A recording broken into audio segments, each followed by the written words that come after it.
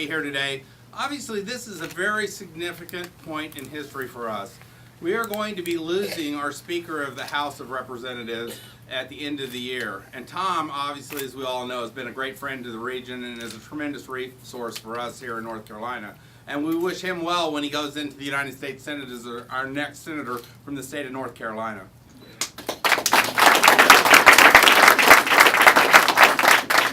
What I get the privilege to do today is introduce a very close friend of mine. And there's a reason I personally have jumped on board in endorsing John's candidacy to fill Tom's shoes and step into the House of Representatives.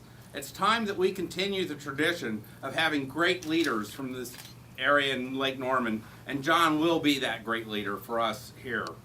The other thing what I want you to do is recognize, it's a subtle message, but it's important. I think it's great that we have strong candidates running for our elected offices. And having served with both people who have at least initially announced to step into this role, I want to give you just one indicator, and I mean it in a positive way, because the other person who is running is a very close and dear friend and somebody I've worked very close with.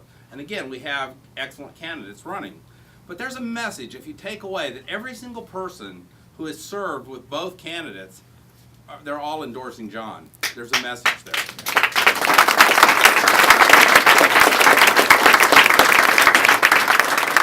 What we've been able to do in both the Senate and the House over the last 4 years is start sending people to Raleigh who have a business background, who are pro-business or in the ability and the process to help us identify and pass legislation that is pro-business, will enable us to grow our economy, start getting jobs created throughout the state.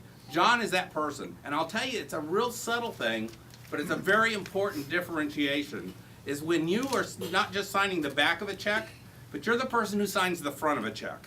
And if you look at John's background from starting pretty humble beginnings, and then what he's done in his professional business career and taking a business from basically startup, which we all get, it's literally the American story if you could write this, having and then growing it into a multi-million-dollar business. He is a person who is putting food on the table for hundreds of families and people. And that is such an important thing to be able to bring that background, that experience to Raleigh and understand the importance of doing that. With that, I want to bring John forward. I want us to get excited about this. We're about to I call all the time as we kick off and do filing, we're about to enter silly season of campaigns. All the crazy rhetoric will start running around and you'll hear things. But this is a person, I'm not only proud and hopefully he will be serving as our next member in the House of Representatives, but a personal friend who I have absolute total confidence is the right person to go to Raleigh and serve us as our representative in the House. John? Thank you. I'm excited about what you're doing for us, brother.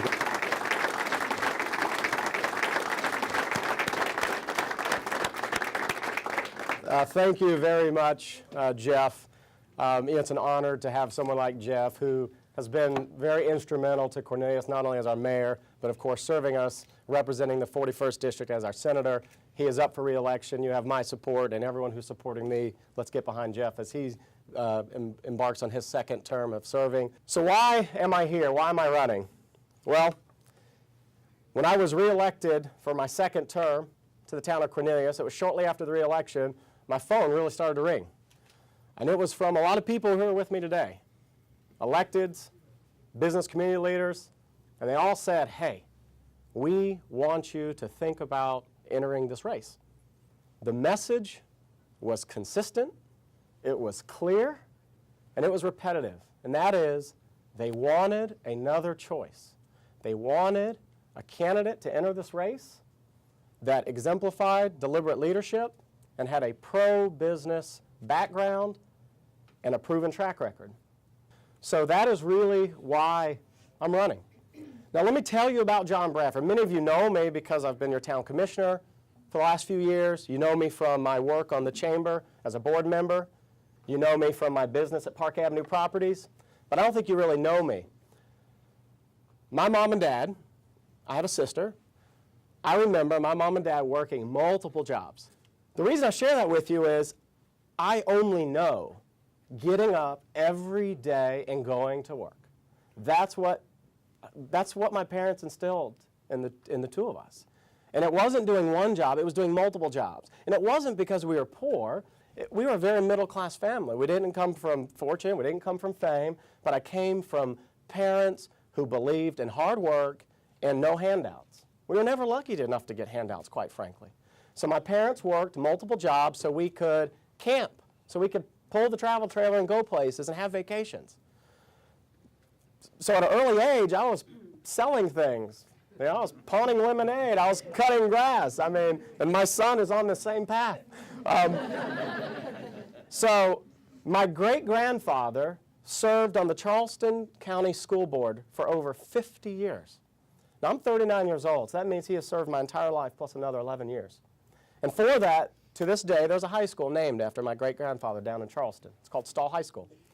His son, or my grandfather, or Papa as we called him, he's no longer with us, he served in the House of Representatives for South Carolina. He served in the 87th and 88th General Assembly. So growing up, while my grandfather had already served his terms, we always had people coming around that were, they were obvious dignitaries, but I don't think I quite understood why or who they were, but at this point in my life I do. So I think I've always been destined to do something like this, and I don't think it's by chance that I'm on this path. I really don't. There are three things that I want to take to Raleigh in this office. One, and I really give credit to Gary Knox for this, is I want to take deliberate leadership. Gary said, John, you exemplify deliberate leadership. And I said, okay, tell me what that really means, right? And he explained it. And he was right on. Deliberate leadership is not trying to lead by gut instinct. And so you think about for a moment, when you lead by gut instinct, that means you're listening to your inside voice.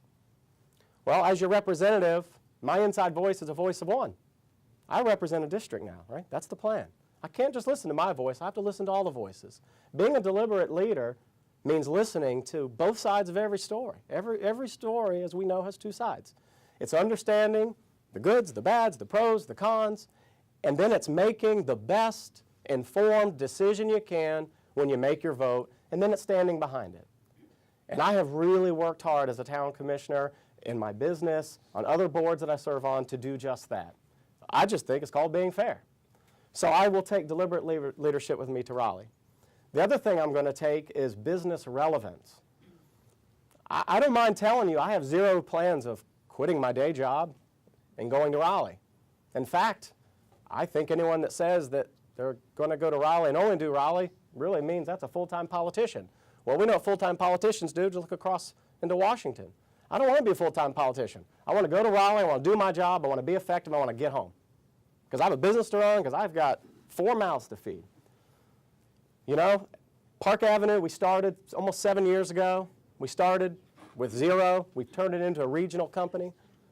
We've done it the old-fashioned way. And you know what that is? That's getting up, rolling up the sleeves. If I've got to go clean a toilet, I don't mind doing it. If I've got to lay pine straw at one of our rental houses, I've done it. I've pressure washed houses. It's starting from the bottom and working your way up. And it's leading by example. It's a little good luck. I don't mind telling you, we've had some good luck along the way, and it's sometimes about timing. But do you know what the most important thing is about my business? I have had absolutely no government assistance. Zero. Well, in a society where I feel like people believe in entitlements, I didn't have any entitlements. I just knew that if I wanted to make ends meet, I had to get up and go to work every day, which also meant working nights and weekends.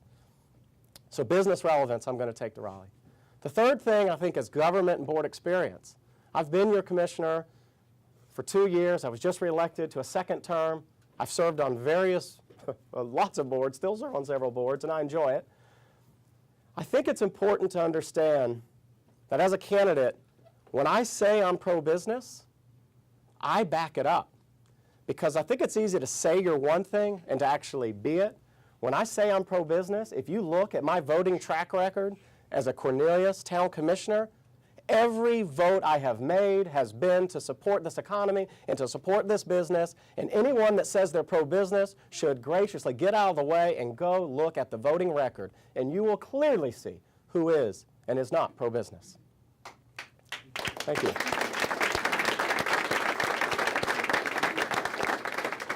Now, when I get to Raleigh, I told you what I want to bring to the office. There's a couple of things that I think our legislators need to continue to do. Number one, we need to focus on the economy, the state economy, but most certainly the economy right here in Lake Norman, District 98. The way we're going to grow this economy is not just recruiting new businesses, because that's very important, but growing jobs. I'm a great example of that. I have openings now. We have to go find those businesses that are open now for business and help them, incentivize them to expand. Right? It's easier to go to existing businesses, incentivize them to expand, as it is to go recruit new businesses. But we need to be doing both. We need to eliminate entitlements from people who are capable of helping themselves. And if we don't do that, then we're hurting ourselves. We have to do that. And lastly, we have to invest in education, which includes being as competitive as possible with educator salaries, because we have to retain talent in North Carolina. Because if we don't have the best talent teaching our children, then we're missing the whole exercise. So we have to continue to invest in education. In closing, all I can tell you is I'm sure I'll stumble. It's inevitable. At my work, at Park Avenue Properties, we have a philosophy: we break it, we fix it. I think it's a pretty simple thing. We didn't create it. We didn't reinvent it. We just know if we mess it up, we try to make it right. I commit I'd do the same thing to you. My goal is to have some fun while we're doing this. I think that's very important to keep the levity. We're going to have fun during this campaign. I am humbled, honored to have all of you here with me today. It means the world to me. You are sharing a moment with me that I will remember for the rest of my life. I really mean that. So thank you very, very much from the bottom of my heart. I'm excited about what the future holds, and I appreciate your support. And I most certainly appreciate your vote. Thanks for listening, everyone.